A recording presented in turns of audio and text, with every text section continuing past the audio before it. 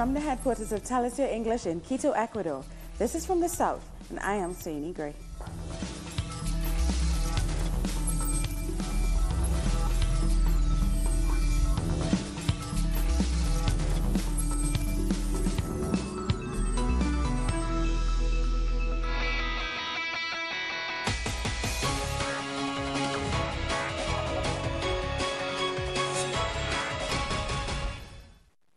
We start in Venezuela, where President Nicolas Maduro announced on Thursday 1 million young people are part of the Chambered Juvenil Plan, a social program that promotes jobs for youngsters in the country. Maduro expects that 500,000 more people will be added to the program in the coming months. He also announced that those who join the Chambered Juvenil Plan will receive a bonus of 1 million bolivares as a measure to fight the economic war currently underway against the country. Maduro also called on the people of Aragua to vote in the upcoming presidential election. For the young people that just joined the Chamba Juvenil program, I just approved all the resources for you to receive 1 million bolivares from today. 1 million bolivares for the people that are part of the Chamba Juvenil program. All the resources for this have been approved. President Maduro also announced the creation of a digital cryptocurrency bank for youth and students. The new financial institution will begin its activities with 20 million petros, the national cryptocurrency that corresponds to $200 million. Maduro said this will support the creation of youth ventures. Yo quiero que cada liceo tenga una granja. I want every school and university to have cryptocurrency farms, to mine petros. I want cryptocurrency farms in every community and neighborhood. I want every neighborhood to have cryptocurrency, so that is why I am creating the first cryptocurrency bank for youth, for students. I am assigning 20 million petros for its opening.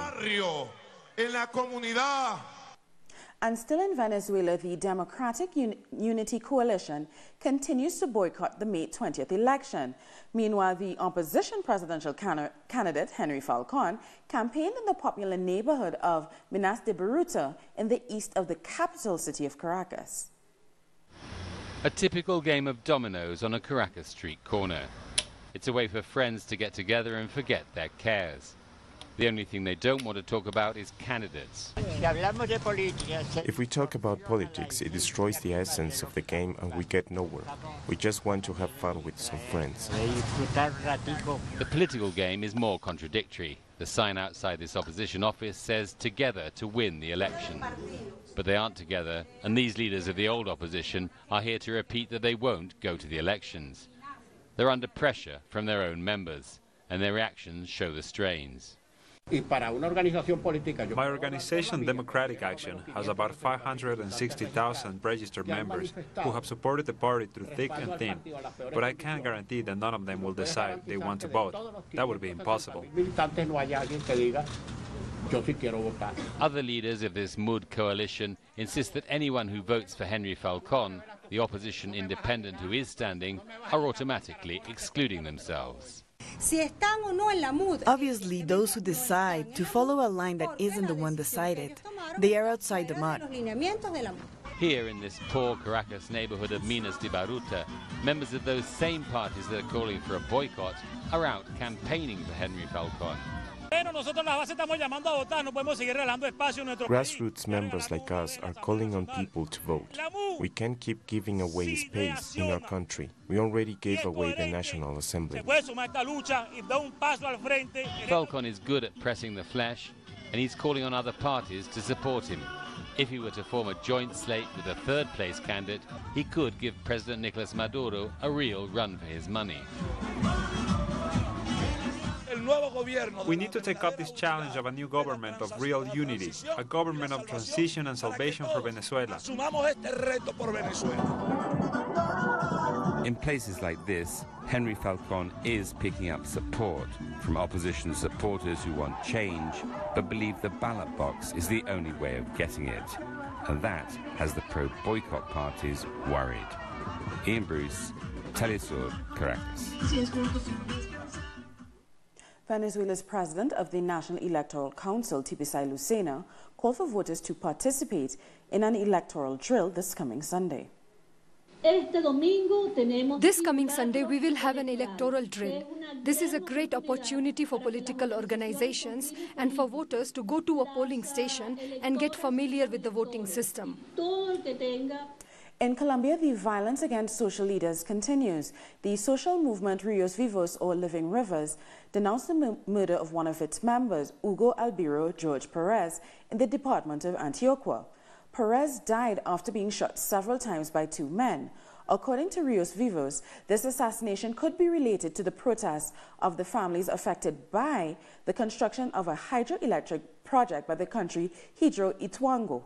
The members of the movement accused the Colombian government of being completely unable to stop the violence that has already left 46 social leaders and defenders of human rights murdered this year.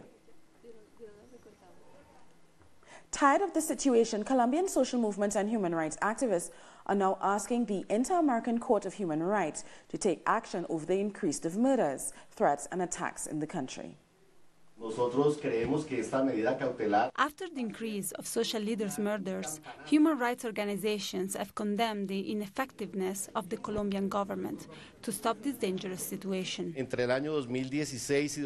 Between 2016 and 2018, there were 282 homicides, 46 this year, according to the group Somos Defensores.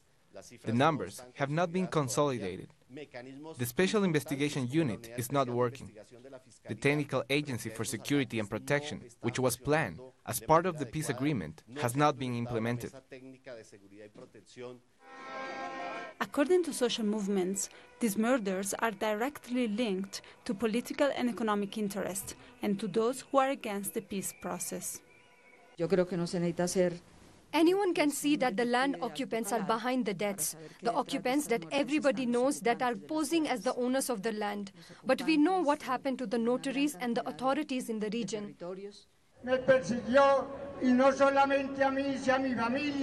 Precautionary measures are urgently needed to prevent another genocide like the one that happened against the leftist Patriotic Union Party in the 80s and the 90s. We believe that the precautionary measures are a priority for the Inter-American Court of Human Rights, the UN, and the OAS, because they should be very concerned about the dreadful situation that needs effective measures from the state. And even though the murders keep increasing, social leaders say their fight for peace and justice will not stop. The campesinos involved in illicit crops have stated that we are still betting on peace and the voluntary crop substitution, but this has to stop now. This is an SOS to the world to help the Colombian social movements. Cauca, Choco, and the north of Santander are the regions where there has been the highest number of murders against social leaders, human rights activists, and land complainants. Social movements are not only calling out the state's inability to protect the social leaders' lives, but also the criminalization of social protest, the militarization of some regions, and the lack of knowledge about the increase in paramilitary activity. Cuban citizen Rahul Gutierrez admitted his links with far-right groups in Colombia and with Cubans exiled in Miami. In March, Gutierrez was detained in Colombia and accused of planning the murder of presidential candidate Gustavo Petro and FARC member Rodrigo Londoño. In an interview with local media, he said he was ordered to attack the Colombian left-wing groups. So you came here to commit terrorist attacks? Yes. Against what? Against the candidate and former member of our revolutionary movement. Gustavo Petro? Yes, sir. So, just to leave things crystal clear, you admit you came to Colombia to attack candidate Gustavo Petro? Yes, sir, that is the truth. And if I have to pay for it, I will. This movement I belong is founded and promoted by the Cuban exile in Florida and the Colombian far-right wing. The National Assembly in Ecuador has approved a border law to tackle violence on the border with Colombia. The Border Commission also announces new measures focused on progress, security and development.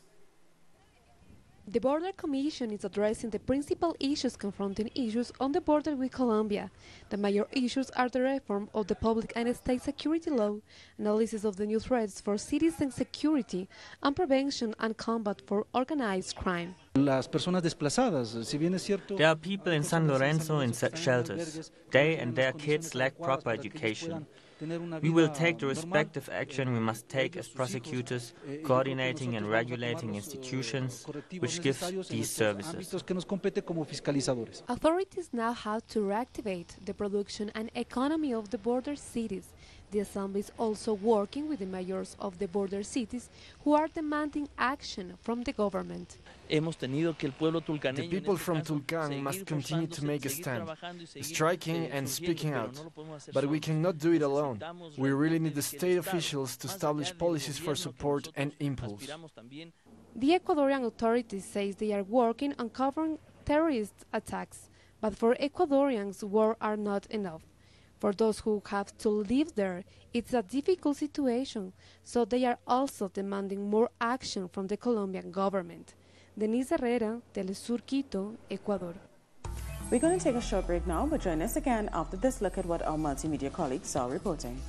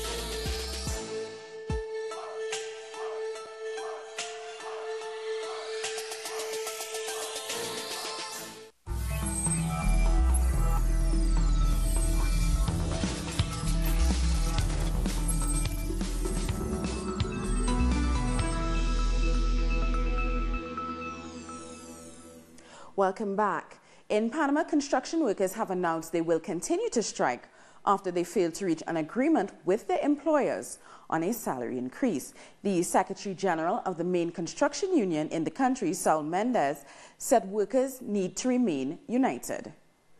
Employers maintain their offer to pay 4 cents an hour to construction assistants and 5 cents an hour for the qualified personnel. That is unacceptable.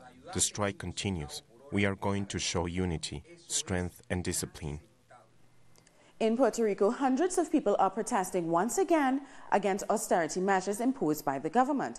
The protesters are demanding that the government revoke the PROMESA Act, which aims to restructure the island's $72 billion debt. Puerto Ricans say the act was imposed on them by the United States in order for them to control the island's economy. And 2 months away from Mexico's presidential elections, Lopez Obrador says security needs to be a vital topic in the country's agenda. Left-wing coalition candidate Andrés Manuel Lopez Obrador has made security a linchpin of his electoral campaign. 70 people are murdered every day in Mexico. That's 400 people a week. Fewer people died in the earthquake. From the beginning of the campaign, voter polls have shown that Lopez Obrador has an advantage of between 18 and 20 points from his closest rivals. In the latest poll, published 10 days before the first debate, he's been once again placed first. Mexicans need to make peace with each other. No more hate, no more grudges. We need peace. Strategies attempting to damage Lopez Obrador's image have included infiltrating agitators during public events to initiate violence, like what happened outside the venue of the first debate.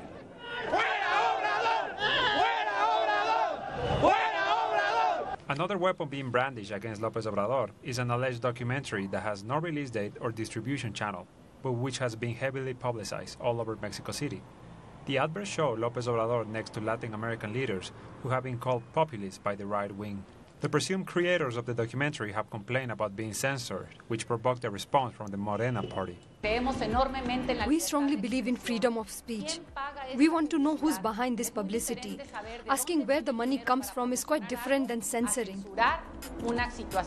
Since 2007, electoral law limits the amount of advertising that can be purchased on traditional media, which has led to the so-called dirty war on social media.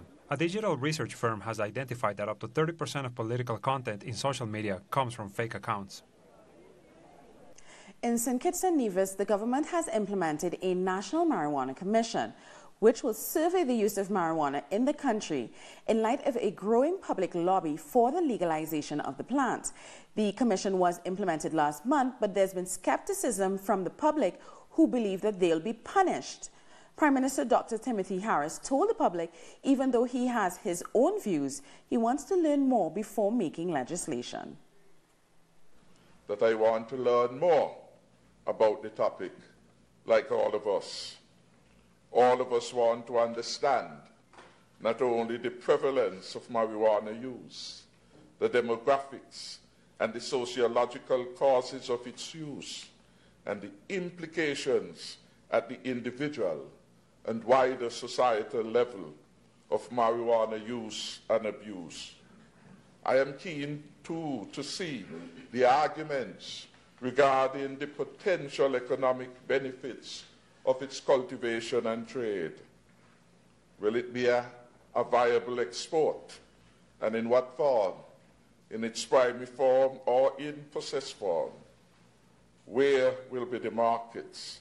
And how do we get around the UN prohibition of it as a dangerous substance? This, then, is a big and sensitive topic. And the Colombian President Juan Manuel Santos has proposed to turn the country into a producer of medical marijuana. The new industry will focus on oils, creams, and inhalers produced in laboratories and personalized by prescriptions for each patient.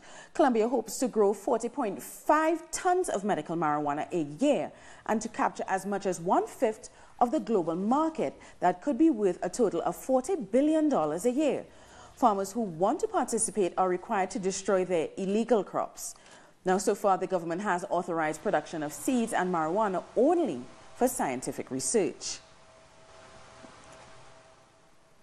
An innovative program, aerial mapping coral maps reefs throughout the Caribbean, has been launched from St. Croix, U.S. Virgin Islands. It is a project of the Nature Conservancy and Carnegie Institution for Science and the Planet. It is the first time that shallow waters of the entire Caribbean basins are going to be mapped. A specialized aircraft will be collecting high-resolution aerial images of the critical reef habitats for over 16 days.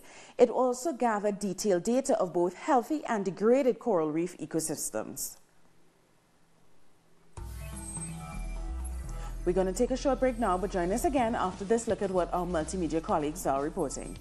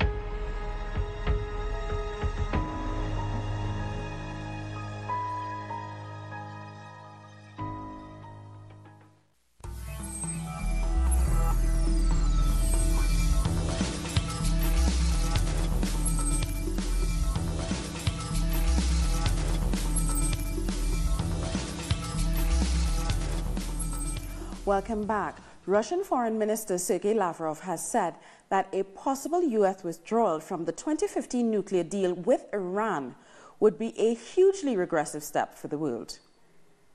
If the U.S., as President Trump has repeatedly stated, will announce withdrawal from this agreement, then of course all of us, the international community, will lose one of the most important tools for preventing the proliferation of weapons of mass destruction. And the Iranian Foreign Minister Javad Zarif has ruled out a possible renegotiation of the Iran nuclear deal. In the last year or so, we've been told that President Trump is unhappy with the deal. And it now appears that the response from some Europeans has been to offer the United States more concessions from our pocket. This appeasement entails promises of a new deal that would include matters we all decided to exclude at the outset of our negotiations, including Iran's defensive capabilities and regional influence. Now let's have a look at some of the other stories making headlines from around the world. The Nobel Prize in Literature 2018 won't be given this year after the committee selecting the winners was engulfed in sexual assault allegations. It is the first time since 1949 that there will be no literary award. The committee said they will have 2 winners in 2019 instead. The decision was made after a string of sexual assault allegations were reported against French photographer Jean-Claude Arnault, the husband of Academy member and poet Katerina Frostenson. Hundreds of railway workers and unions are still protesting in France against the government-proposed economic reform plans. The protests are now entering their second month. The government plans to open up national state-owned railway company SNFC to competition from private operators in line with EU regulations. It also plans to reduce rail staff's benefits. They must put themselves in everyone else's shoes. On one hand, there is the government, and on the other, there are striking workers. We are being attacked, and this is making us angry. They must quickly reach an agreement for the sake of the commuters. At least 4 miners have died and 6 others have been severely injured after being trapped in a gold mine in Masakane, South Africa. The miners got stuck after a 2.2 magnitude earthquake hit the region on Thursday. Earlier this year, almost 1,000 miners were trapped following an electric cable outage in another mine in the area. Miners' dangerous working conditions continue to be cause of great concern in the country. The Arizona teachers have settled. Their 6 days of marching succeeded in pressuring the governor into increasing the education budget from $65 million to $400 million. Now, on Tuesday, we had interviewed a protesting teacher who spoke of the appallingly bad conditions she was forced to work in as a biology teacher. Today, we're being joined live by Eric Blanc. He's a former school teacher who is now reporting on the teachers' strike for Jacobin magazine. Eric, thank you so much for joining us. Tell me, are the teachers happy with their settlement? Yes, teachers are overwhelmingly very happy. They didn't win everything they wanted through this strike, but they won a major pay increase, more funding for schools. They prevented new tax cuts. So generally, people felt like this struggle was successful, and they're eager to keep on fighting for the rest of the demands. Now, we have spoken to many teachers in the past few weeks about the appallingly bad conditions in U.S. schools. They have gotten a partial settlement. What are the teachers now saying needs to be done to reform the U.S. education system? Well, specifically in Arizona, there's 2 main issues that haven't been resolved yet. One is the funding. The demand for pay increases was one in part, but the question of restoring $1 billion in cuts to Arizona public schools alone hasn't been won yet. So the teachers, their union, their organization, they put an initiative on the upcoming ballot to tax the rich to fund the schools to get this extra money. The second big issue that hasn't been resolved yet is the question of privatization. There's a real big wave in Arizona and across the country to push charter schools, vouchers, different things that take public funds and put them into private schools. And so there's going to be another initiative at the November 2018 ballot to basically repeal and to stop this privatization effort in Arizona. So there's a lot of struggle to come. Well, actually, as you mentioned a lot of struggle, your article for Jacobin spoke a lot about the power of the people. Do you expect to see more teachers protest in Arizona and across the country as a result of this decision? or the success? Oh, yeah, definitely. The strike wave it continues. It's an extremely exciting moment in U.S. history and labor history. After West Virginia, we saw Oklahoma, now Arizona. Already, Colorado teachers in one district are starting a strike this coming Monday. And in North Carolina on May 16th, teachers are also planning a walkout. So there's no sign that this strike wave is stopping anytime soon. It's very inspiring. Well, since there's no sign that the strike wave is stopping anytime soon, we might be talking to you in another show in the near future. Eric Blanc, thank you so much for chatting with us. And we've come to the end of this newscast, but for more updates on this story and others, you can go to our website at telesyourtv.net/English. And you can also join us on social media, Facebook, Twitter, and Instagram. For Tell Us Your English, I'm Sergey Gray. Thank you so much for watching.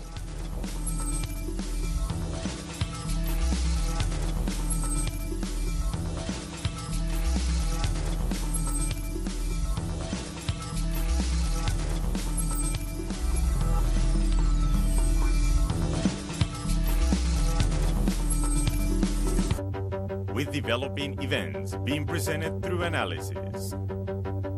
Our coverage transcends borders.